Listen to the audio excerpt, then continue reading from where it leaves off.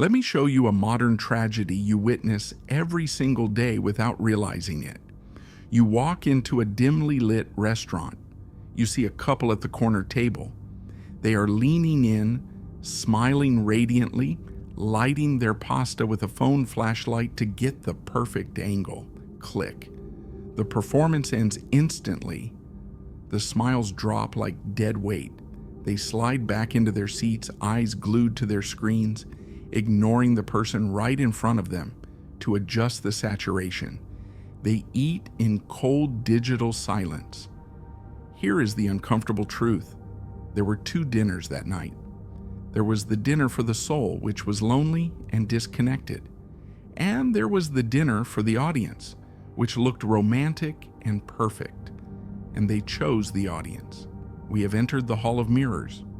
You aren't just sharing your life anymore, you are performing it. You have become an unpaid actor in a documentary that nobody is actually watching. You panic if a moment happens unrecorded because if you didn't post it, did it even exist? While you are busy feeding the digital ghost of yourself, the real version is starving to death. Here is the secret the interface hides from you. You don't actually want the vacation. You don't want the pasta they are eating. You desire their desire. You want the status of being the person everyone else is looking at. You don't want the object. You want the model's life. The algorithm isn't a gallery of friends. It is a sophisticated envy engine. It is designed to show you just enough success to make you feel inadequate, but just enough relatability to keep you watching. It monetizes your self-loathing. If you felt completely whole and content, you would close the app. The platform needs you to feel small so it can sell you the cure. Here is the trap you fall into every single morning. You are comparing your internal blooper reel, your doubts, your mess, your boring Tuesday mornings, to everyone else's color-graded, edited, special effects movie trailer. You are losing a game that was rigged before you even unlocked your phone. In the late 18th century, philosopher Jeremy Bentham designed the ultimate prison, the Panopticon. The design was simple, a central guard tower surrounded by a ring of cells. The prisoners could not see inside the tower, so they never knew if the guard was watching. They had to assume they were always being watched. The result? The prisoners stopped needing a guard. They started policing themselves. Social media is a voluntary panopticon, but here is the twisted update. You are both the prisoner and the guard. Because you know you might be watched at any moment, you have fallen into the likability trap. You unconsciously edit your personality to be safe, marketable, and non-offensive. You flatten the messy complexity of your human soul into a digestible brand.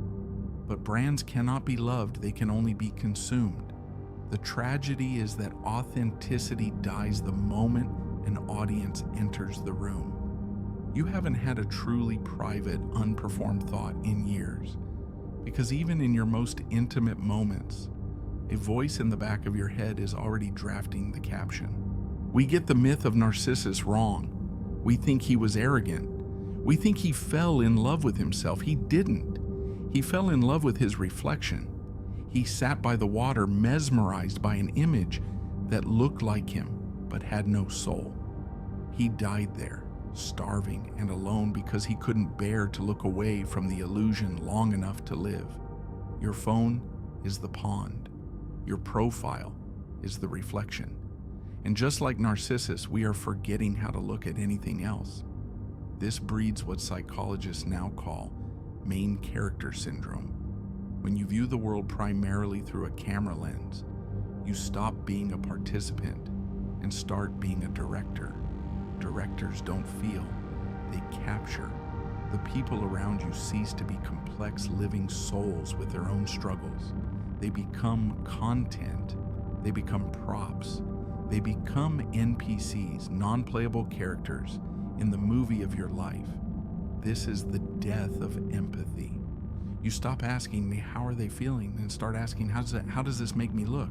We are losing the ability to connect because we are too busy projecting. So, how do we escape the Hall of Mirrors?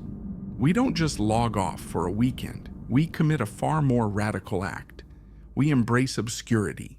We become the ghost.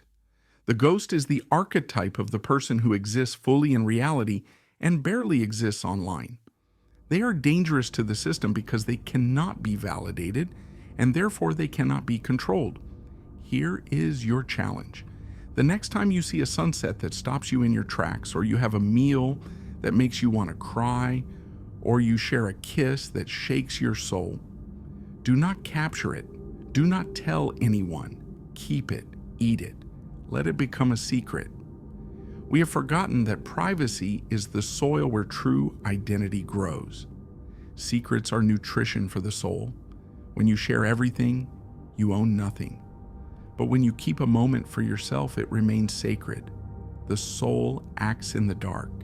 The avatar acts in the light. It is time to turn off the ring light. It is time to kill the reflection. It is time to step out of the pond and walk back into the terrifying, beautiful, unedited world. You are not your profile. You are the silence behind the screen. Now go back there.